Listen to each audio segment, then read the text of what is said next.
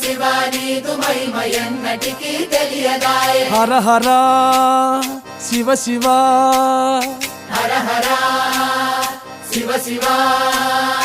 గంగా జలము తెచ్చి నీకు అభిషేకము చేతునంటే గంగా జలము తెచ్చి నీకు అభిషేకము మరి చేతునంటే గంగా జలమున చేప కప్పల ఎంగిలంటున్నావు శంభో హర ఆహా. శివ శివ హర హర శివ శివ సాంబ శివ నీదు మహిమ ఎన్నటికీ తెలియదాయే హర హర శివ శివ